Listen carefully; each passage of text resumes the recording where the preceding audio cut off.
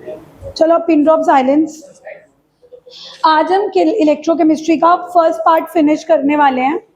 अगर आपको याद हो, पिन ड्रॉप साइलेंस आओ प्लीज समीर। अगर आपको याद हो, जब हमने चैप्टर शुरू करा था, after the class take your test. Naitik, Ishan आपने दिया नहीं? मैम दिया नहीं? 12 मार्क्स ले लेना, फिर क्लास के बाद ले लेना। जल्दी जल्दी बैठो प्लीज। नैतिक, बंसल, जो लेट आते हैं वो तो प्लीज जल्दी आराम से आके बैठ जाओ। आज हम इस चैप्टर का फर्स्ट पार्ट वाइंड अप करने वाले हैं। अगर तुम्हें याद हो तो मैंने तुम्हें बोला था कि इस चैप्टर को हम 2 पार्ट्स में स्टडी करेंगे। पहला इलेक्ट्रोकेमिकल जो हमारा चल रहा है, जिसमें इलेक्ट्रिकल एनर्जी प्रोड्यूस हो रही है। तो how we started with Daniell cell. Zinc ने लूज करा, कॉपर ने गेन करा। उसके बाद हमने ई नॉट सेल निकालना सीखा। E cathode minus E anode.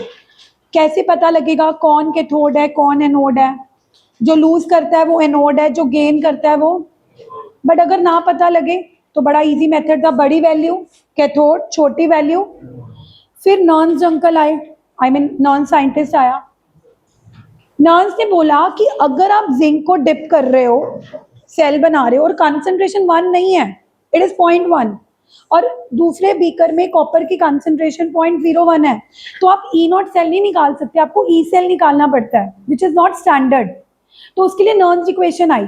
उसके लिए क्या आई? कैन वी स्पीक द नॉन्स equation together? E cell equal to E not cell minus 0.0591 upon n log product upon. फिर हमारी जर्नी कल चली, कल तक पहुंची कि एक टाइम तो आएगा ना जब ये सेल काम करता करता करता आपके फोन की बैटरी खत्म हो गई, डेड, बंद हो गई। तो सेल डेड नहीं हुआ, फोन बंद हो गया, फोन डेड नहीं हुआ, वो इक्विलिब्रियम में चला जाता है। जब आपकी सेल की बैटरी एकदम काम करती करती बंद हो जाती है, मतलब इक्विलिब्रियम आ गया। तो इक्विलिब्रियम पर इस टाइम पे इसके सेल का पोटेंशियल कितना हो चुका है? इस टाइम ई नॉट सेल नहीं जीरो हुआ, क्या जीरो हुआ है? E cell. तो हमने कल नॉन्स इक्वेशन में ई सेल की वैल्यू को 0 पुट करा, और जब ई सेल की वैल्यू को 0 पुट करा तो प्रोडक्ट अपॉन रिएक्टेंट की रेशियो को केसी लिख दिया था। यानी कि कल के क्लास में हमने एक रिलेशनशिप डिराइव करा between E not cell and KC, और हमने ये देखा कि कहीं ना कहीं इलेक्ट्रोकेमिस्ट्री इक्विलिब्रियम से जुड़ी हुई है। You know, chemistry is very inter related. आप ये नहीं कर सकते कि मैम इक्विलिब्रियम तो 11th में करा था, अब यहाँ पे केसी इक्विलिब्रियम कांस्टेंट कैसे आ गया, है ना? और कल मैंने तुम्हें बोला था कि अब आपको केमिस्ट्री को सिर्फ फॉर्मूला से नहीं पढ़ना कि ma'am E not cell is equal to 0.0591 upon n log Kc, formula याद कर लेते हैं। सीबीएसई में क्वेश्चन क्या आया था कि केसी ई नॉट सेल से क्यों रिलेटेड है, ई सेल से क्यों रिलेटेड नहीं है? तो आप आंसर क्या लिखोगे? क्योंकि ई सेल तो क्या हो गया था। This is how you have to study. आप कहो कि मैम ये तो फिजिकल केमिस्ट्री है, फॉर्मूले याद कर जाएंगे और हाँ हमारा पेपर अच्छा हो जाएगा। We are living in a era जहाँ पे कॉम्पिटेंसी बेस्ड क्वेश्चंस आ रहे हैं, जहाँ पर चेकिंग भी कुछ भी लिखने के नंबर नहीं मिल रहे। क्योंकि मैंने कल भी आपको बताया था कि जब मैंने बच्चों की स्कैन्ड आंसर्स देखे जिन्होंने कुछ भी लिखा हुआ है कि KC is related to E not cell because it is directly proportional, this is this, उन्होंने पूछा कि ई नॉट सेल से ही क्यों रिलेटेड है, वाई नॉट ई सेल? तो इसका आंसर तो एक ही बनेगा ना कि ई सेल की वैल्यू क्या हो रही है। तभी मैंने तुम्हें डेरिवेशन करके दिखाई थी, तभी मैंने ई सेल की वैल्यू 0 पुट करी थी, नहीं तो डेरिवेशन तो कभी नहीं पूछी जाती। मैं आपको सीधा ही रिलेशनशिप दे देती कि ई नॉट सेल और केसी का ये रिलेशनशिप है, जब भी आपको केसी निकालना होगा तो E not cell E cathode minus E naught put करके निकाल देना। But things are changing and so do we, हमें भी चेंज करना पड़ेगा। And it's not about chemistry, चाहे आप फिजिक्स पढ़ रहे हो, चाहे आप मैथ्स पढ़ रहे हो, चाहे आप बायो पढ़ रहे हो, जितना आप चीजें लॉजिकल हो के समझोगे। अभी मैं आज आपका लास्ट टॉपिक कराने वाली हूँ इलेक्ट्रोकेमिकल सेल का। तो हमारा कल से इलेक्ट्रोलिटिक सेल शुरू होगा। तो इलेक्ट्रोकेमिकल सेल की आपको पूरी जर्नी मैंने बता दी। एक बार रिकॉल करें journey. We started with cell zinc copper cell which is known as Daniell cell. Zinc copper का हमने क्या निकालना सीखा? E not cell. कैसे निकालते थे? E cathode minus E. But what if the concentration of zinc and copper in the beaker is not 1 molar? तो अब भी हम ई नॉट सेल निकालेंगे? नहीं, तब हम क्या निकालेंगे? E cell. Which equation? नॉन्स इक्वेशन लगाएंगे। नॉइज इक्वेशन के 15 न्यूमेरिकल्स कहाँ तक पहुंची जर्नी? 15 चल रहे हैं अभी? नहीं हुए तो कंप्लीट करो वो 15 न्यूमेरिकल्स नॉन्स के। और जितनी इंपॉर्टेंट नॉन्स इक्वेशन है वो 15 न्यूमेरिकल कम है। You have to practice more, but at the same time I say this that quantity doesn't matter. आप 1500 न्यूमेरिकल कर गए, आपका बोर्ड में नॉन्स इक्वेशन का क्वेश्चन गलत हो गया, वो 1500 वेस्ट है। And on the other hand किसी ने 15 करे हैं बट उसको नॉलेज है कि हाँ ई नॉट सेल की क्या वैल्यू लेनी है, कब पॉजिटिव लेनी है, कब नेगेटिव लेनी है, तो उसके 15 न्यूमेरिकल भी काफी हैं। हाँ गुड। जिन्होंने, और कल मुझे बहुत अच्छा लगा for the very first time, अब जैसे मुझे कल दूसरे बैच में एक लड़का आता है अमृतपाल, उसने मुझे क्वेश्चन पूछा, शायद मैंने ग्रुप में भी भेजा था, have a look everybody please, 1 minute सारे ग्रुप में देखो, मेरे से बातें नहीं करनी किसी ने। कल अमृतपाल लड़के ने मेरे को एक मैसेज भेजा था, ग्रुप में मैंने भेजा भी था, very bad, 4 BR negative plus 4H positive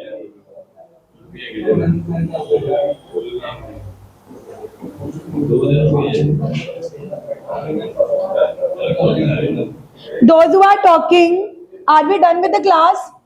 कल ही एक मैंने न्यूमेरिकल जो दिए थे 6 न्यूमेरिकल जिसमें केसी निकालना था, वो उसने फॉर्मूला लगाया कि E not cell is equal to 0.0591 upon n log KC. E not cell की वैल्यू गिवन थी, केसी निकालना था। जब उसने सोल्यूशन में देखा कि N4 ले रखा है तो उसने मेरे से पूछा मैम हाउ N4, क्योंकि मेन एन की लेने की गलती होती है। अब उसको मैंने लॉजिक ये दिया कि तो बी आर नेगेटिव देख, बी आर नेगेटिव के ऊपर तेरे को कितना चार्ज दिख रहा है, बी आर नेगेटिव किस में चेंज हो रहा है, Br2 में, मतलब 0। तो तुम्हारे हिसाब से चार्ज, चेंज ऑफ चार्ज कितना दिख रहा है कि Br के ऊपर -1 है और वो Br2 में मतलब न्यूट्रल में कन्वर्ट हो रहा है 0, तो चेंज तो 1 का आया, लेकिन आगे कितने Br इन्वॉल्व है, 4, इधर भी 2 into 2 4, तो 1 into 4 करके 4 आया। अब अगर किसी को लग रहा हो कि मैम पहले तो कभी ऐसे नहीं करते थे, पहले जब हमारे पास इक्वेशन होती थी Cu2 positive Ag positive Cu, तो हम बस यही देखते हैं कि कॉपर का चेंज 2 का है, Ag का 1 है, तो 1 और 2 का एलसीएम ले लो, बट उसमें भी चेंज 2 का ही होता था। अगर आप सही मायने में देखो, Ag का आपको 1 दिख रहा है ना, बट उसके आगे क्या लिखा हुआ है, तो तब भी Ag का भी ओवरऑल क्या हो जाता था, वो हम करके इसलिए नहीं देखते थे क्योंकि हमने एक सिंपल वे निकाला हुआ था कि कॉपर का चेंज 2 है, Ag का 1 है, तो उसका एलसीएम ले लो। बट अगर आप टोटल Ag का देखोगे, Ag पॉजिटिव Ag में कन्वर्ट हो रहा है, तो चेंज Ag का कितना है, 1, लेकिन आगे वाले 2 से मल्टीप्लाई करना होता है।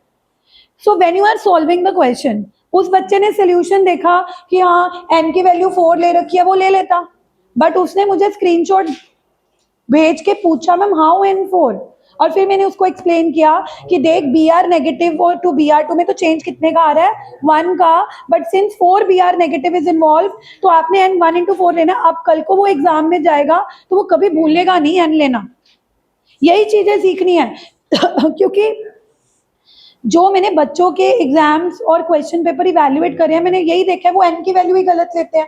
फॉर्मूला तो सबको आता होता है, E not cell is equal to 0.0591 upon n log KC. E not cell की वैल्यू दे रखी थी, एन गलत ले लिया, जिस बच्चे ने एन 1 ले लिया ये सोचकर कि बी आर के ऊपर -1 है और वो Br2 में चेंज हो रहा है तो 1 का चेंज है, आगे वाला 4 भी तो देखो, how many Br negative are involve, 4, so the total change is 4। मैं वही उसी का ही मैं बता रही हूँ कि व्हेन आप भी अपने घर पे जब होमवर्क कर रहे होते हो तो आपको ऐसे छोटे छोटे डाउट्स आते हैं, आप सोल्यूशन देख दो, तो आपके पास चैट जीपीटी भी है, आप वहां से सोल्यूशन देख के कर लो, बट क्वेश्चन योरसेल्फ किसने N4 क्यों लिया है, अगर आपको समझ आ रहा है then fine and ask me. तो कल बहुत सारे बच्चों ने होमवर्क करते करते मुझसे डाउट्स पूछे, and it's a very good thing, everyone should study like this. अच्छा पहले तो मुझे ये बताओ, ये केसी और ई नॉट सेल वाले, एक तो बातें कौन कर रहा है क्लास में, I am done with you all यार। ध्रुव आगे आ जाओ,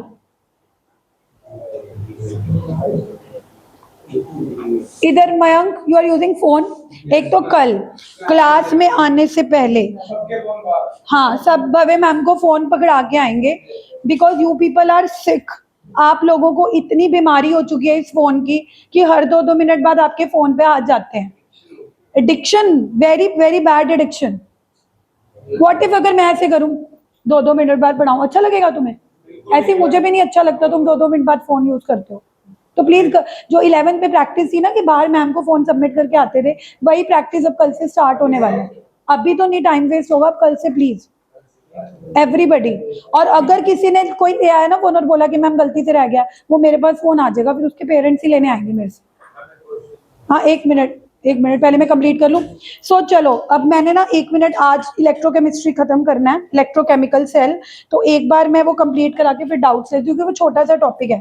तो आज का टॉपिक है the last topic of electrochemical cell. हमने ई नॉट सेल कर लिया, ई सेल कर लिया, नॉन इक्वेशन कर ली। नॉन इक्वेशन में इक्विलिब्रियम आ जाए तो ई सेल को जीरो करके कल हमने एक ई नॉट सेल और केसी का रिलेशनशिप निकाल लिया। Today is the last topic, हमारा पार्ट 1 इलेक्ट्रोकेमिस्ट्री का खत्म हो जाएगा। तो आप अगर इलेक्ट्रोकेमिस्ट्री को पूरा चैप्टर देखोगे, it's a very big chapter. लेकिन जैसे मैं तुम्हें बता रही हूँ कि पार्ट 1 फिनिश है, आप इस पार्ट 1 के सारे न्यूमेरिकल्स कर लोगे, इसका टेस्ट दे दोगे, तो आपको इलेक्ट्रोकेमिस्ट्री का डील करना मुश्किल नहीं लगेगा। आपको पता लग जाएगा कि हमें इलेक्ट्रोकेमिकल सेल आ गया है, हमें नर्न्स आ गई, हमें डेल्ट केसी निकालना आ गया, अब हमने इलेक्ट्रोलिटिक सेल करने हैं कल से। तो इलेक्ट्रोकेमिकल सेल का लास्ट टॉपिक है electrochemical cell and Gibbs free energy change of reaction. अब डेल्टा जी ना हम 11th में पढ़ते थे थर्मोडायनेमिक्स में, कि कुछ तो गिब्स फ्री एनर्जी चेंज होता था, जिसके चेंज से हमें पता लगता था कि प्रोसेस स्पॉन्टेनियस होने वाला है, उसकी वैल्यू नेगेटिव आ जाती थी, और अगर पॉजिटिव आती थी तो प्रोसेस नॉन स्पॉन्टेनियस होता था, और अगर जीरो आ जाती थी तो रिएक्शन इक्विलिब्रियम में होती थी। तो आज हम इलेक्ट्रोकेमिकल सेल का डेल्टा जी के साथ रिलेशनशिप फाइंड आउट करने वाले हैं। दैट मीन्स कहीं ना कहीं इलेक्ट्रोकेमिस्ट्री थर्मोडायनेमिक्स से भी रिलेटेड है। कल हमने ई नॉट सेल का केसी के साथ रिलेशनशिप फाइंड आउट करा था। किसके साथ रिलेशनशिप फाइंड आउट किया था? इक्विलिब्रियम के साथ रिलेट करा था। तो आज हम इलेक्ट्रोकेमिस्ट्री का या इलेक्ट्रोकेमिकल सेल का जो लास्ट टॉपिक पढ़ने वाले हैं, that is the relationship of E not cell with delta G. अब इसको पढ़ने से पहले मैं आपको एक चीज बताती हूँ। जब आप एक सेल लेते हो ना, कोई भी इलेक्ट्रोकेमिकल सेल है, तो प्लीज 2 मिनट का टॉपिक है, ज्यादा नहीं है, थोड़ा सा फोकस करना। जब आप कोई भी सेल लेते हो, जैसे तुमने डैनियल सेल लिया है ना, तो क्या होता है? जिंक लूज करता है, इलेक्ट्रॉन कॉपर के पास जाते हैं, that means you know electrical energy is produced. अब मुझे एक बात बताओ, अगर इलेक्ट्रिकल एनर्जी प्रोड्यूस्ड हो रही है तो कोई इलेक्ट्रिकल वर्क हुआ होगा। An electrical work is set to be done when there is a flow of electron. जाहिर सी बात है कि इसमें कुछ वर्क डन हुआ है ना। तो हम निकालते हैं कि कितना इलेक्ट्रिकल वर्क हो रहा है, what is the maximum work done by this cell. तो फिजिक्स ना हमें वर्क डन के बहुत सारे फॉर्मूला देती है। जैसे फिजिक्स कहती है कि वर्क डन निकालना है तो फोर्स लगाओ, फोर्स इनटू डिस्प्लेसमेंट। पढ़ा होगा ना तुमने कि जब हम किसी बॉडी पे फोर्स लगाते हैं and the body moves in the direction of displacement, F into S, है ना, और डॉट प्रोडक्ट करके एफ एस कॉस थीटा वगैरह फॉर्मूला कर रखे हैं। लेकिन फिजिक्स हमें इलेक्ट्रिकल वर्क डन का भी फॉर्मूला देती है कि अगर तुम ये देखना चाहते हो कि सेल में जब इलेक्ट्रॉन फ्लो कर रहे हैं तो कितना इलेक्ट्रिकल वर्क डन हो रहा है, तो आप देख लो कि कितना चार्ज फ्लो कर रहा है इनटू वोल्टेज। आई अगेन रिपीट, अगर तुम देखना चाहते हो कि इस इलेक्ट्रिकल सेल में, इस इलेक्ट्रोकेमिकल सेल में कितना वर्क डन हो रहा है ना, तो फिजिक्स हमें एक फॉर्मूला देती है कि just see the charge flowing into the voltage. अब मुझे कोई बता सकते हैं जैसे वाइल्ड गैस कि कितना चार्ज फ्लो कर रहा होगा, एनोड से कैथोड कितना चार्ज फ्लो कर रहा होगा, जैसे ऐसे गैस करो। 1। अच्छा, कोई और गैस? 2.1। वाइल्ड गैस बोला था, इतना वाइल्ड नहीं बोला था। 2.1 मतलब 2 इलेक्ट्रॉन फ्लो कर रहे हैं और एक 0.1 इलेक्ट्रॉन भी फ्लो कर रहे हैं। तुम्हारा आंसर ये होना चाहिए था कि मैम चार्ज उतना फ्लो कर रहा है जितने इलेक्ट्रॉन फ्लो कर रहे होंगे। 1 इलेक्ट्रॉन फ्लो कर रहा होगा तो 1 इलेक्ट्रॉन जितना चार्ज, 2 इलेक्ट्रॉन फ्लो कर रहे होंगे तो 2। पर तुम्हें पता तो नहीं है ना कि 1 कर रहे हैं कि 2 कर रहे हैं, 3। तो मैं बोल देती हूँ n इलेक्ट्रॉन, है ना। चार्ज उतना फ्लो कर रहा होगा जितने इलेक्ट्रॉन फ्लो कर रहे होंगे, वो हम क्वेश्चन या न्यूमेरिकल में देख के पुट कर लेंगे। बट वो तो नंबर ऑफ इलेक्ट्रॉन होगी ना, चार्ज कितना होगा? जितना 1 इलेक्ट्रॉन के ऊपर चार्ज होता है, चार्ज से भी तो मल्टीप्लाई करना पड़ेगा ना, तभी चार्ज आएगा। 1 इलेक्ट्रॉन के ऊपर कितना चार्ज होता है? 1. अच्छा, मतलब तुम कह रहे हो, everybody look at the board, तुम कह रहे हो सारे बोर्ड पे देखो कि अगर मैम ये रिएक्शन हो रही है तो अगर 1 इलेक्ट्रॉन फ्लो कर रहा है तो इसके ऊपर चार्ज कितना होगा जितना एक इलेक्ट्रॉन के ऊपर होता है, 1.6 इंटू 10⁻⁻19। नो, जब आप इस रिएक्शन में 1 Ag पॉजिटिव प्लस 1 इलेक्ट्रॉन लिखते हो तो वो एक इलेक्ट्रॉन को रिप्रेजेंट नहीं करता, एक मोल ऑफ इलेक्ट्रॉन को रिप्रेजेंट करता है। यानी कि इस वक्त एक इलेक्ट्रॉन नहीं फ्लो कर रहा, बोलना मत अभी कुछ, एक इलेक्ट्रॉन फ्लो नहीं कर रहा, क्या फ्लो कर रहे हैं, एक मोल। तो इसको मल्टीप्लाई कर दो, एक मोल में कितने पार्टिकल्स होते हैं, तो ये चीज बनती है 96500, 1 Faraday. 1 Faraday is the charge on 1 mole of electron, not 1 electron. तो यानी कि अगर तुम ये कह रहे हो कि n इलेक्ट्रॉन फ्लो कर रहे हैं तो चार्ज कितना फ्लो कर रहा होगा, n इंटू एफ। आई अगेन रिपीट, तुम्हें लग रहा था कि मैम अगर n इलेक्ट्रॉन फ्लो कर रहे हैं तो चार्ज निकालने के लिए n को 1.6 इंटू 10⁻⁻19 से मल्टीप्लाई कर लो, because that is the charge on 1 electron. But आज मैंने तुम्हें समझाया कि केमिस्ट्री में जब आप एक इक्वेशन में 1 इलेक्ट्रॉन लिखते हो तो वो एक इलेक्ट्रॉन को रिप्रेजेंट नहीं करता, वो एक मोल ऑफ इलेक्ट्रॉन्स के ऊपर को रिप्रेजेंट करता है।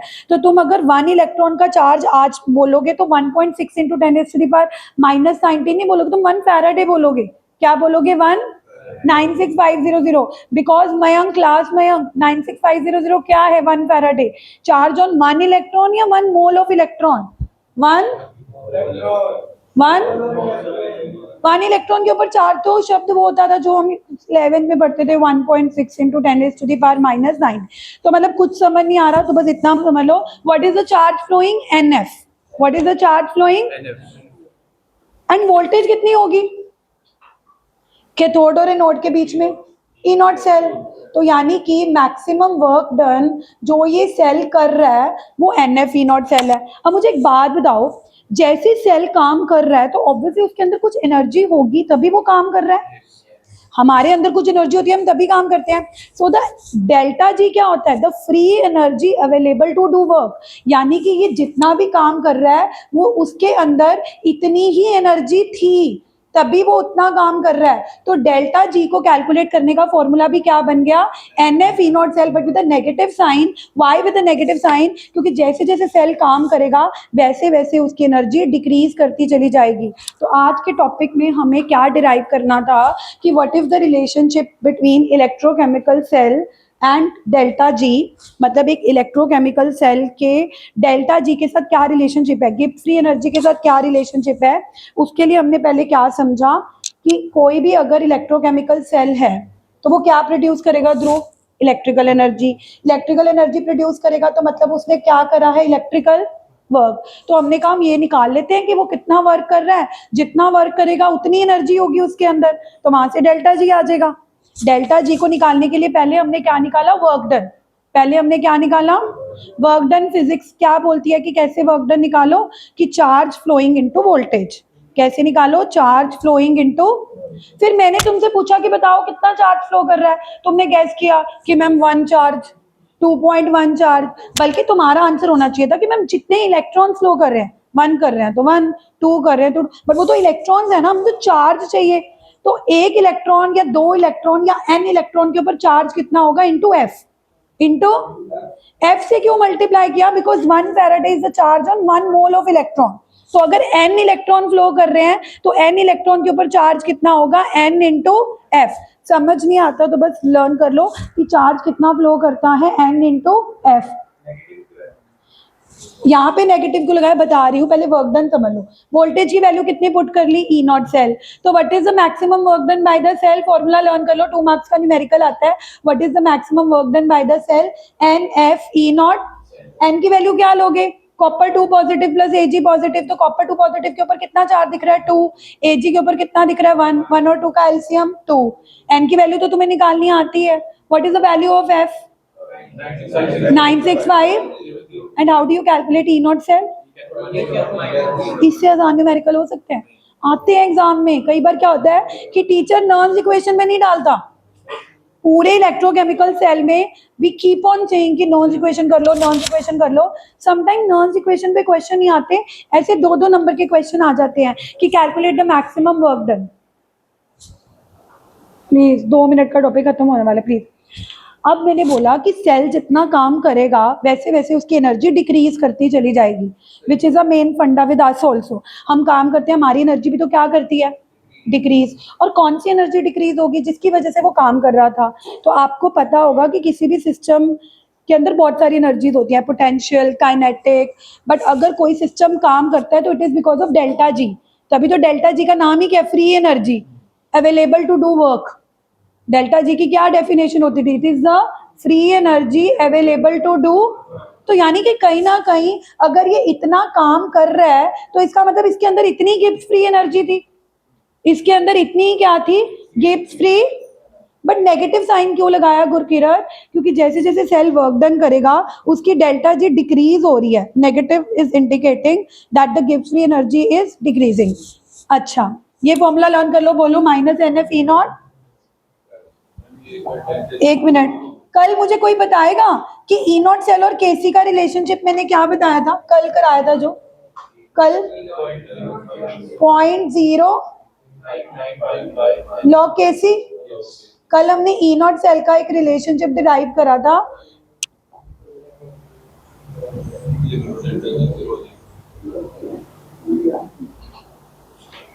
ई नॉट सेल का हमने रिलेशनशिप फाइंड आउट करा था, वो जो इक्विलिब्रियम में होता है वो डेल्टा जी होता है, बट हम वो नहीं कर रहे। अब ई नॉट सेल क्या होता था? 0.0591 अपॉन लॉग। अच्छा एक बात बताओ, ये जो 0.0591 आता था वो कहाँ से आता था? 2 पॉइंट,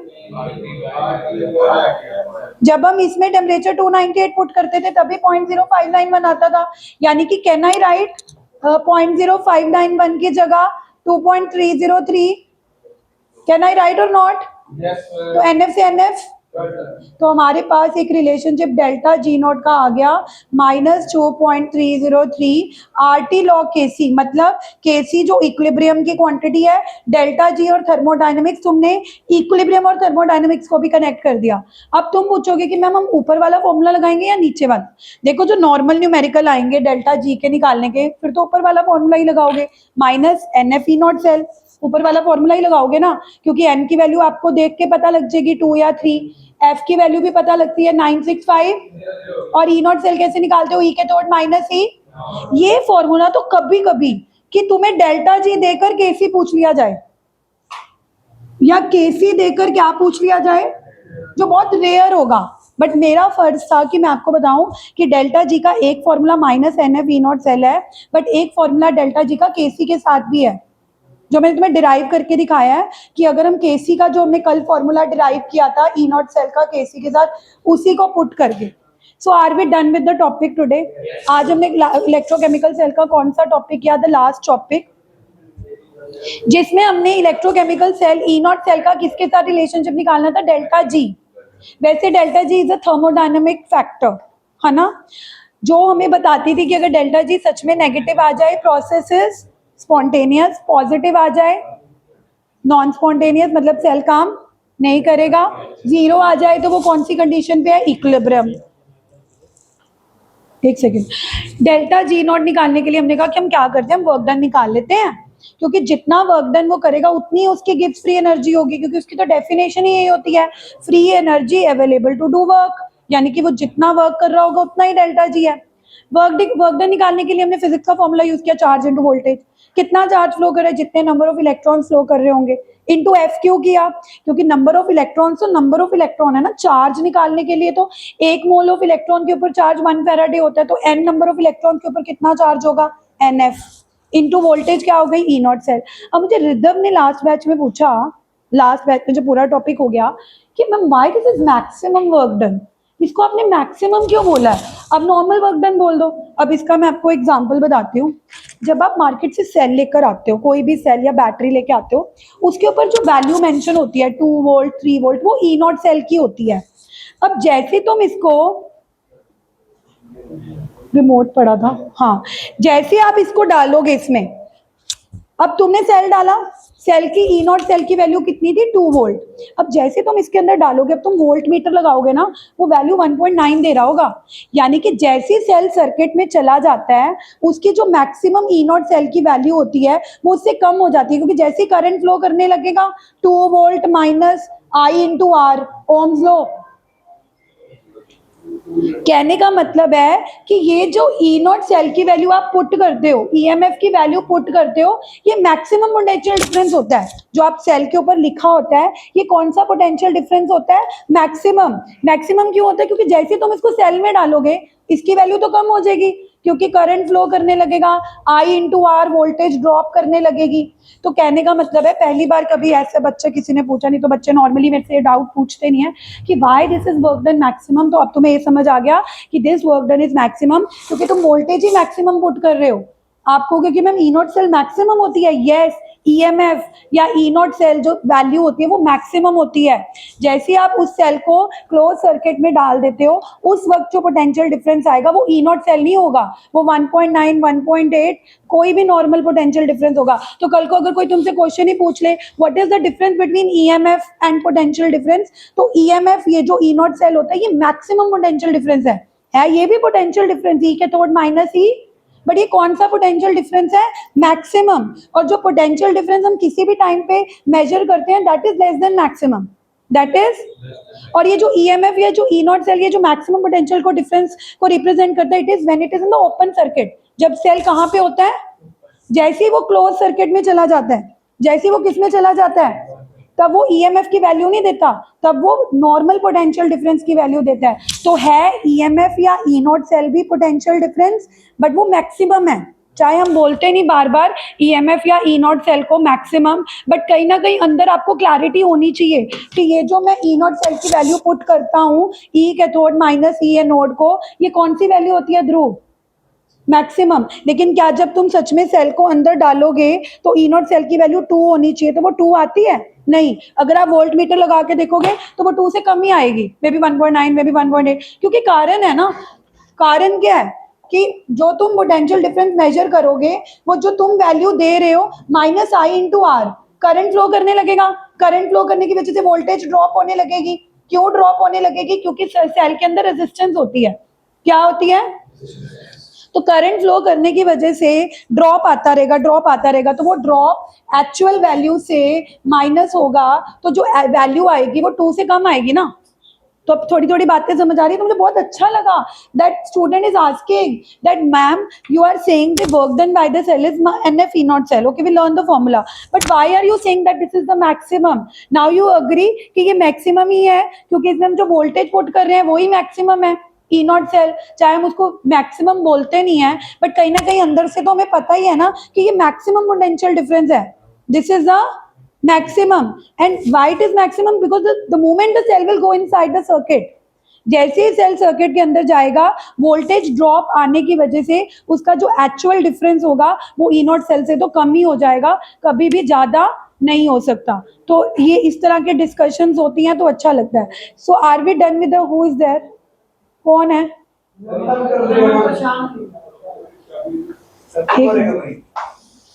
आपने खोला क्यों है? नमन आपको अक्ल है? बाहर जाओ आप। मैंने नहीं बोला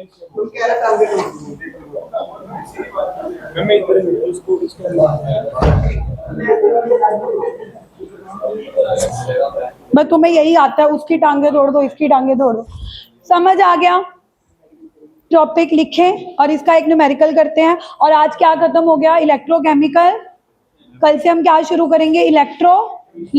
इलेक्ट्रोकेमिस्ट्री तो चैप्टर चल ही रहा है। इलेक्ट्रोलिटिक सेल, जिसमें इलेक्ट्रिसिटी देंगे, इसमें हम इलेक्ट्रिसिटी नहीं देते थे, इसमें अपने आप इलेक्ट्रॉन फ्लो करते थे। Why I am repeating? Because this is such a huge chapter. Bye the end of the electrochemistry तुम कहोगे कि मैम इतना बड़ा चैप्टर, लेकिन अब तुम्हें पता है कि इतना हमारा हो गया, नॉन्स हो गया, केसी हो गया, अभी तो आधा हुआ है ना आज, आधा पार्ट, पर आधे पार्ट में तेरे को पता होना चाहिए क्या क्या हुआ है। ई नॉट सेल निकाला, ई cathode minus E anode, नर्न्स equation करी कल, नर्न्स इक्वेशन में ई सेल 0 पुट करके इक्विलिब्रियम कांस्टेंट का रिलेशनशिप निकाला, और आज क्या निकाला? डेल्टा। बस इतना से है इलेक्ट्रोकेमिकल सेल। लिखो हेडिंग, बोलो। सर्किट में पोटेंशियल आता है तो ईसेल की नो नो नो, नर्न्स इक्वेशन वाला जो ई सेल है वो भी मैक्सिमम है, बट वो तो तब मैक्सिमम है जब हमारा सेल स्टैंडर्ड कंडीशन पर नहीं है। ई सेल भी मैक्सिमम है, ई नॉट सेल भी है। जैसे ही सेल अंदर जाएगा तो जो वोल्ट मीटर से तुम मेजर करोगे वो पोटेंशियल डिफरेंस उस वक्त का हो। क्योंकि नर्न्स इक्वेशन में हमको माइनस आई इंटू आर थोड़ा कर रहे हैं। ई सेल का तो मतलब ये था कि जब सेल स्टैंडर्ड कंडीशन में नहीं है तो वो कितनी वोल्टेज ऑफर करेगा। जो तुम सर्किट में सेल गया वो तो तुम ड्रॉप भी हटा के मेजर कर रहे हो ना। कंफ्यूज मत हो, बस ये तो बस उसने क्वेश्चन पूछ लिया। If you will talk like this in the class I will not cooperate with you कभी भी। और अभी मैंने चेक भी करने हैं कि कल केसी वाले मैंने 5-6 न्यूमेरिकल जो दिए थे तुमने करे हैं या नहीं करे। So by the end of the class no one will leave the class until I check your no homework. लिखो टॉपिक और लिखते वक्त कोई बातें नहीं प्लीज हरी अप। हाँ मैं लेती हूँ। इलेक्ट्रोकेमिकल सेल एंड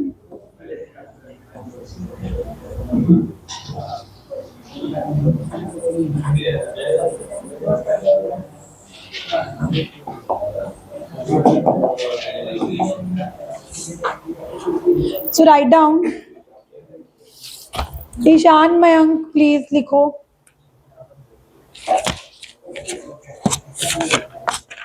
और अगला टेस्ट आपका विटामिन्स विटामिन्स और डीएनए आरएनए का सैटरडे ले ले।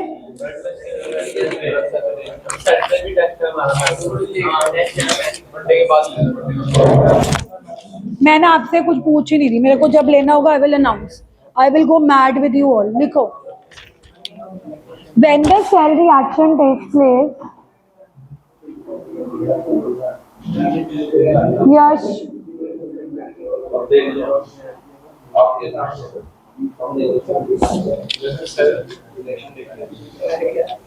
when the cell reaction takes place comma when the cell reaction takes place comma electrical energy is produced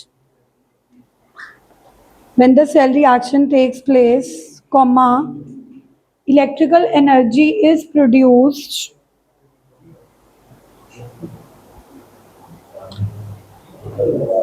full stop. This means electrical work is done by the cell. This means electrical work is done by the cell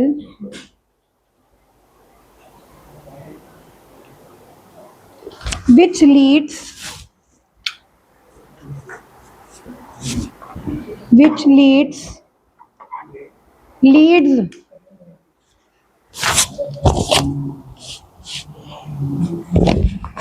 which leads LEADS which leads to decrease in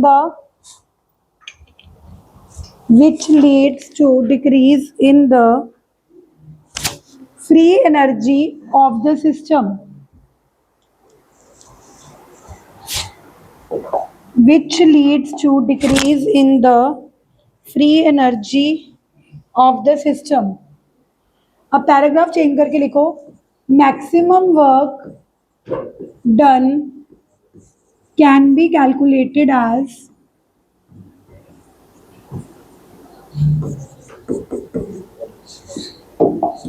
Q into V.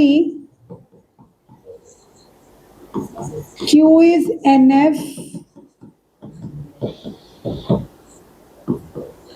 because number of electrons flowing are N and charge on one electron is 1 Faraday. So charge on N electron is NF.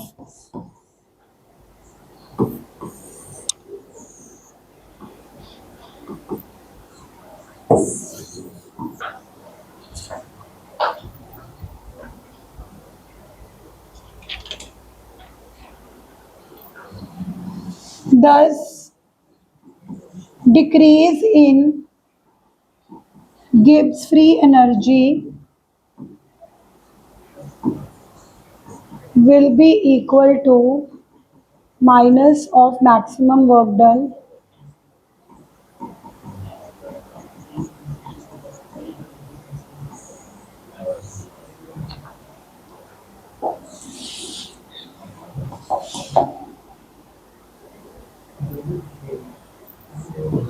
So this is the first formula that you should always remember.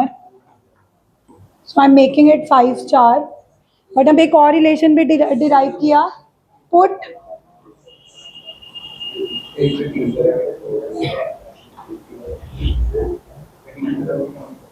मान्य आई है. Put E not cell, Gurtaj, नैतिक and all those who have not got the test अपने test लेके जाना मेरे से. Protein हाँ वही लेके जाना ना, चेक हो गया. Put E not cell equal to, लेकिन उसमें मिली भगत लग रही है. टेस्ट में मिली भगत लग रही है किसी की. सामने सारे मेरे बैठे होते हैं, जो चीटिंग कर रहे थे वो भी मेरे सामने बैठे. ठीक है, वेरी गुड. अब इसको पुट करेंगे तो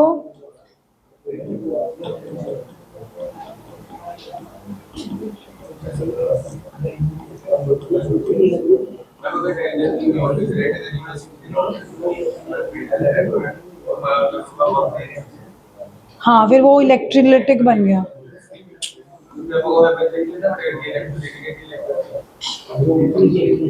कुछ नहीं करना होता, बस डेल्टा जी की वैल्यू निकाल के छोड़ देना है. करना कुछ भी नहीं है, बस रिलेशनशिप है. अगर वो पूछ लें कि स्पॉन्टेनियस है या नॉन स्पॉन्टेनियस है तो बस उसकी स्टेटमेंट देनी होती है. आपका डाउट क्या था? मतलब इससे रिलेटेड है. The standard reduction potential of Fe and SN this is this. हाँ तो फिर इसमें क्या दिक्कत है? ई के थर्ड बड़ी वैल्यू -0.14. हाँ तो 0.3 आ जाएगा. क्यों? अच्छा उसमें माइनस आ रहा है. ये कहाँ से देखा है? चैट जीपीटी में डाल. पता है क्या, ये कई बार ना कंफ्यूजन है. कई जगह पे नेगेटिव में बड़ी वाली वैल्यू को ही बड़ा लिखा हुआ है, जबकि जेन्युइनली नेगेटिव में छोटा नंबर ही बड़ा होता है. वो उस वजह से उन्होंने पॉजिटिव नेगेटिव का चुना. अच्छा कर लिया. लिखे क्वेश्चन. लिखो एक numerical, last numerical of today. Last क्या? फर्स्ट एंड लास्ट नहीं, मतलब इसके भी ऐसे, जैसे कल मैंने केसी का एक क्वेश्चन कराया था, उसकी प्रैक्टिस फॉर प्रॉब्लम दी थी 5-6. इसका भी एक क्वेश्चन कराऊंगी, 1 या 2 कराऊंगी. इसकी प्रैक्टिस फॉर प्रॉब्लम करनी है. मतलब सिंपल सा तो है ना. कैलकुलेट द, देखती हूँ कौन अपने आप करता है. Calculate the standard free energy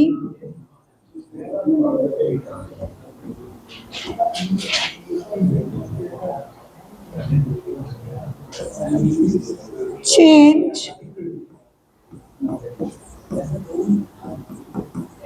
and maximum work done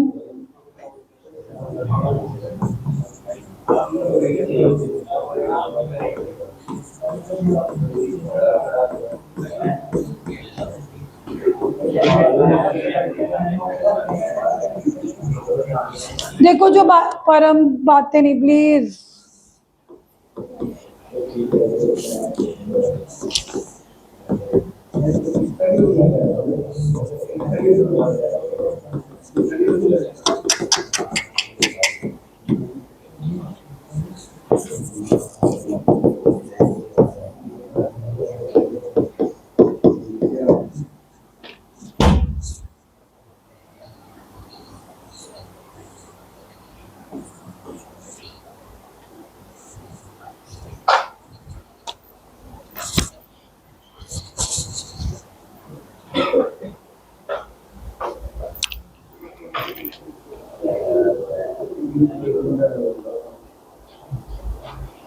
कर रहे हो ट्राई?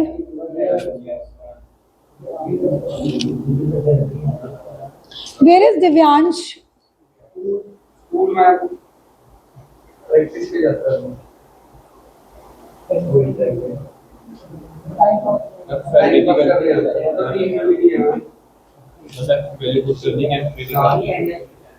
क्या करने की FP निकालते हैं। नहीं नहीं, एफ की वैल्यू 9650 पुट करो। देखो गिब्स फ्री एनर्जी चेंज निकालना है, क्या फॉर्मूला था? Minus N F into E naught. पहले ई नॉट सेल निकाल लिया, ई कैथोड माइनस ई, बड़ी वैल्यू कैथोड, छोटी वैल्यू, बड़ी वैल्यू कैथोड कौन सी है? प्लस 0.34 माइनस एनोड माइनस 0.76 है, माइनस माइनस प्लस, तो कितना आ गया? 1.10 वोल्ट। Is it 1.10? एन की वैल्यू कितनी लेंगे? रिएक्शन को देख के बताओ युवराज, बिकॉज जिंक में कितने का चेंज आ रहा है, कॉपर में भी कितने का चेंज आ रहा है, तो 2 और 2 का 2 ही होगा LCM. F is 965, E not cell 1.1 आ गया, क्या आया मल्टीप्लाई करके? वेरी गुड, 212 जूल में आती है एनर्जी। अगर किसी को ये वैल्यू बहुत बड़ी लग रही है तो 1000 से डिवाइड कर दोगे तो किलो जूल में आ जाएगी। सबको समझ आया? सिंपल फॉर्मूला बेस्ड क्वेश्चंस है ना? और इन्होंने बोला also calculate maximum work done. अब तुम्हें पता है मैक्सिमम वर्क डन इसी का पॉजिटिव होता है, फॉर्मूला तो plus n F E not cell ही होता है, तो दोबारा फॉर्मूला लगाने की जरूरत नहीं है। You know that work done is in positive and delta G is in, तो जितनी उसकी एनर्जी कम हो रही है उतना ही काम किया होगा ना उसने, कि दोबारा से positive n F E not cell निकाल के दिखाओगे? No need. First part is clear to everybody? Is it easy? Okay, point क्यों आ रहा है?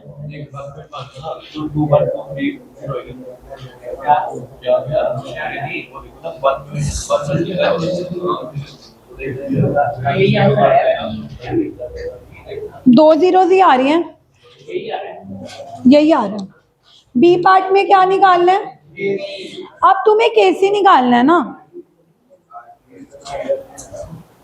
देखो अगर तुम्हें केसी निकालना है तो जरूरी नहीं है तुम्हें केसी और डेल्टा जी का रिलेशनशिप पता होना चाहिए। जो तुमने कल केसी का फॉर्मूला करा था कि E not cell is equal to 0.0591 upon n log KC, वहां से भी तो आप केसी निकाल सकते हो क्योंकि ई नॉट सेल है। क्योंकि जो मैंने तुम्हें डेल्टा जी और केसी वाला फॉर्मूला वो बहुत बड़ा है ना, delta G is equal to 2.303 R T log Kc. What I am saying is कि अब तुम्हारे पास केसी निकालने के दो ऑप्शन है, क्योंकि तुम डेल्टा जी निकाल चुके हो तो तुम केसी का डेल्टा जी वाले फॉर्मूले से भी केसी निकाल सकते हो। But why don't we use original formula जो कल हमने डिराइव कराया था, ई नॉट सेल और केसी वाला 0.0591 अपॉन एन लॉग केसी, जिसके न्यूमेरिकल तुम करके आए हो, क्योंकि ई नॉट सेल भी तो हम निकाल ही चुके हैं 1 पॉइंट, और एन की वैल्यू क्या लेनी है 2, तो यहाँ से केसी निकालना ज्यादा बेटर नहीं है? No no no no, your choice, तुमने केसी निकालना है, चाहे तुम डेल्टा जी के फॉर्मूले से निकाल दो 2.303 आरटी लॉग केसी, वहां से भी आंसर सेम ही आएगा। क्योंकि तुम ये देखो ना 2.303 आरटी की वैल्यू भी तो यही बनेगी ना, कितना आ जाएगा? क्या आ रहा है लॉग केसी? ये जब आप 1.1, 37.22 वेरी गुड, क्या आ रहा है शब्द? 37 पॉइंट, पूरा 22 के आगे कुछ और है, चलो बस इतना रख लो। अब तुमने ये किसकी वैल्यू निकाल ली? 32.22 ईशान, ये 32.22 किसकी वैल्यू आई है? लॉग केसी की। बट हमें क्या फाइंड आउट करना है? केसी, तो लॉग दूसरी साइड लेके जाएंगे। यस, जब दो लॉग दूसरी साइड जाएगा तो वो क्या बन जाएगा? अब जिनको डर लगता है एंटी लॉग से, हाँ वो वहीं पे छोड़ दो। लेकिन कल भी मैंने आपको बताया था कि जब आप किसी ऐसे नंबर का एंटी लॉग देखते हो जो इंटीजर 1 से बड़ा है, अब इसमें 37 जो इंटीजर है वो तो पावर में चला जाएगा, तो you only need to see antilog of 0.22। I again repeat, आपके जो लॉग केसी की वैल्यू बन रही थी ध्रुव, वो क्या बन रही थी? 37 पॉइंट। जब तुम लॉग उधर लेके गए तो आपको समझ आ गया कि मुझे अगर केसी निकालना है तो मुझे 37.22 का एंटी लॉग देखना पड़ेगा। Those who are afraid of finding the anti log they can leave it here, teacher और CBSE is just going to deduct half mark for it. But otherwise मैंने आपको बताया था कि निकालते कैसे हैं, कि जैसे 37 इंटीजर है, वो तो 10 की पावर में ही जाता है। अब अकेला 37 होता, एंटी लॉग ऑफ 37, तो हमारा आंसर 10 की पावर 37 ही होता। बट दिस इज नॉट 37 ना, इट इज 37.22। तो तुमने 37 को तो पावर में भेज दिया, बट अबाउट 0.22 उसका तो क्या देखना पड़ेगा। उसके लिए या तो आपको 0.22 की वैल्यू गिवन होगी क्वेश्चन में, या एंटीलॉग टेबल गिवन होगा।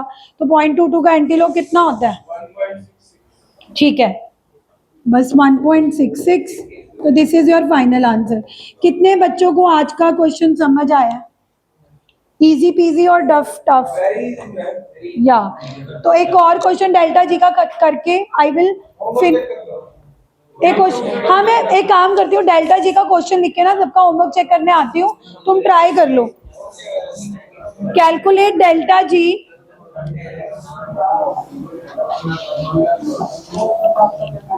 कैलकुलेट स्टैंडर्ड, हाँ उसके एंटी लॉग टेबल दिया होगा, लॉग टेबल थोड़ा दिया होगा। बस उसमें तो 0.22 के सामने जो आपको 4 डिजिट की वैल्यू दे रखी होगी वो लिख के 1 के बाद 0.2 आ रही हूँ मैं, जो बातें कर रहे हैं ना।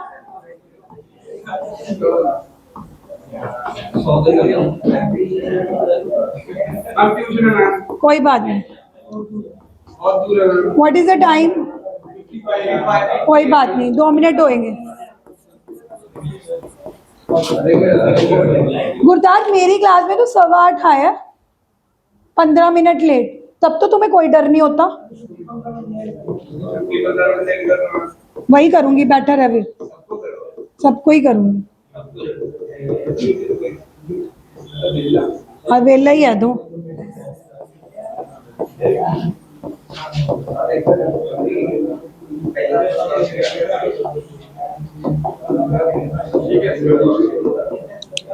थोड़ा सा क्वेश्चन घुमा के आ जाए, हाय ये कैसे होगा। बस उन्होंने जो आपको कैथोड और एनोड की वैल्यू है वो आपको उन्होंने रिएक्शन के माध्यम से दे रखी है। बड़ी वैल्यू कैथोड, छोटी वैल्यू आपको उन्होंने जिस सेल का डेल्टा जी निकालने के लिए दिया है पिछले क्वेश्चन में। ये क्वेश्चन तुम्हें टफ क्यों लग रहा है देखने में? क्योंकि तुम्हें लग रहा है कि मैम ये क्या रिएक्शंस दे रखी हैं, इन रिएक्शन से सिर्फ पता लग रहा है गेन ऑफ इलेक्ट्रॉन, मतलब ये दोनों ई नॉट की वैल्यू रिडक्शन पोटेंशियल की है। तो बड़ी वैल्यू कैथोड, छोटी वैल्यू ई नॉट सेल, तो यही आ जाएगा ई कैथोड माइनस ई। तो डेल्टा जी का फॉर्मूला क्या होता है? Minus N F E not cell. N क्या लोगे? 4। रिएक्शन में दिख रहा है कि एन क्या ले रहा है। Sometime question which appears to be tough कि इक्वेशंस देके उन्होंने कॉम्प्लिकेटेड बना दिया, उल्टा आसान है। एक तो एन लेने में कोई दिक्कत नहीं आएगी, 4 लेना है, ऊपर भी 4 नीचे भी। और ई नॉट सेल निकालते हैं, बड़ी वैल्यू कैथोड, छोटी वैल्यू।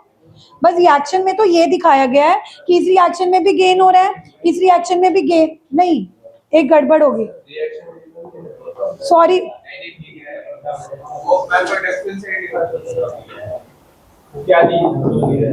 एक मिनट, यहाँ पे एक प्रॉब्लम है।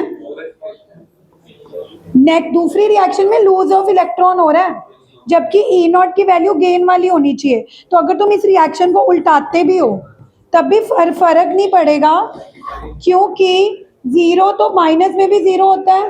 रिएक्शन को उल्टा दोगे तब भी क्या होगा?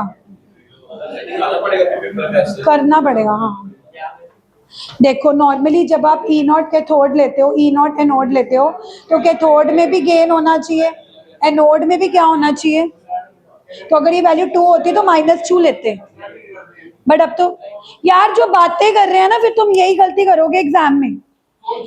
यहाँ पे जो 2 वैल्यूज गिवन है, इसमें से एक वैल्यू का साइन करने की जरूरत थी। Can we just shut for a while? मैं ये कह रही हूँ कि इस क्वेश्चन में जो आपको 2 वैल्यूज गिवन है, उसमें से ऊपर वाली वैल्यू तो सही है, नीचे वाली वैल्यू का साइन चेंज करने की जरूरत थी। क्यों? क्योंकि ऊपर तो गेन ऑफ इलेक्ट्रॉन हो रहा है, नीचे क्या हो रहा है? लूज ऑफ इलेक्ट्रॉन हो रहा है, यानी कि ये ऑक्सीडेशन पोटेंशियल की वैल्यू है। तो जब भी हमें रिडक्शन पोटेंशियल की वैल्यू निकालनी होती है तो that is minus oxidation potential. But इस केस में फर्क क्यों नहीं पड़ेगा? क्योंकि वैल्यू जीरो है, तो माइनस में भी जीरो वैल्यू जीरो होती है, पॉजिटिव में भी जीरो वैल्यू, इसीलिए फर्क नहीं पड़ेगा। बट अदरवाइज आपको करके दिखाना पड़ेगा कि आपको क्या करना पड़ेगा। हाँ, इस रिएक्शन को रिवर्स करके गेन ऑफ इलेक्ट्रॉन बनाकर विच इज जीरो ओनली। तो बड़ी वैल्यू कैथोड, छोटी वैल्यू निकालो। E not cell, E cathode minus E शब्द what is cathode, what is anode, तो यही आ गई। गुरताज मेरी बात सुनो, मैंने अभी एक और क्लास भी लेनी है and I already taken one class, और उससे पहले मैं 4 बजे की उठी हुई हूँ, तो मेरा तो सिर दर्द होता है। प्लीज ऐसे मत किया करो। डेल्टा जी निकालो, minus N F E not cell. N सबको समझ आ रहा है कि 4 लेना है? Ishan and Mayank lost in your own world, zone out हो जाते हो तुम लोग बैठे बैठे। एन की वैल्यू कितनी लेनी है? एफ क्या लेना है? ई नॉट सेल कितना लेना है? तो मल्टीप्लाई करके आंसर आ जाएगा। अब मेरी बात सुनो, आज मैं आपको डेल्टा जी वाले न्यूमेरिकल दूं या ना दूं होमवर्क के लिए, क्योंकि मैं दूसरे बैच वालों को नहीं दे रही, पर मेक श्योर कि कल वाले केसी वाले न्यूमेरिकल 6 और उससे पहले नॉन्स के कितने थे? 15 और 6 21 हो गए सारे। कंप्लीट कर लोगे? असाइनमेंट शुरू करिए पक्का। अभी 1 मिनट का टाइम है। मैं सिर्फ आपको 1 मिनट की ये मोटिवेशन देने चाहती हूँ। लास्ट लेक्चर में हम यही डिस्कस कर रहे थे कि आजकल बहुत पॉपुलर हो रहा है कि जो चीज हम मैनिफेस्ट करते हैं वो पूरी हो जाती है। हमारे सामने रील्स भी आती हैं कि यार कोई बंदा सक्सेस होके बोलता है कि यार 2 साल पहले मैंने यही मैनिफेस्ट किया था।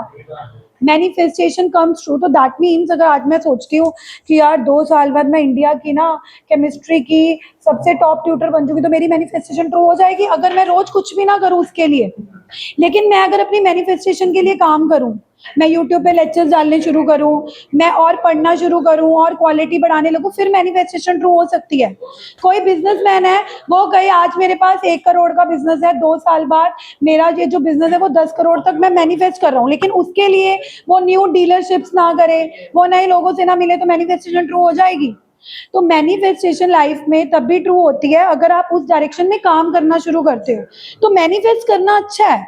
आज मैं मैनिफेस्ट करूं कि मैं 2 साल बाद एक इंडिया की टॉप ट्यूटर बनना चाहती हूँ, अगर मैं मैनिफेस्ट करूंगी तब भी मैं उसके डायरेक्शन में काम करना शुरू करूंगी ना।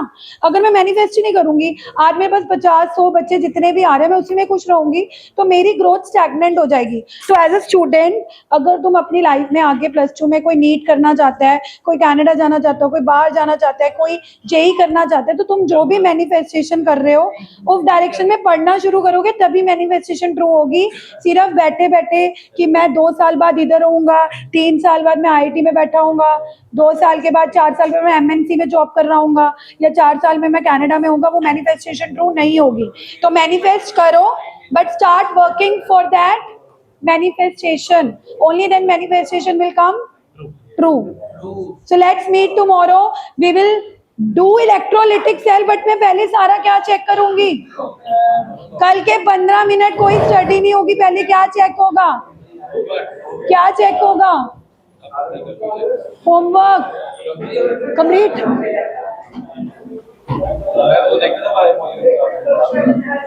मेरे ना नीट के बैच चल रहे हैं, बस थोड़े से दिन रह जाएंगे, फिर मैं आराम से करूँगी। वैसे तो कम पढ़ाती थी, बट अभी ना रीनीट हो रहा है ना, तो बच्चों ने काफी रिक्वेस्ट की। सिर्फ केमिस्ट्री।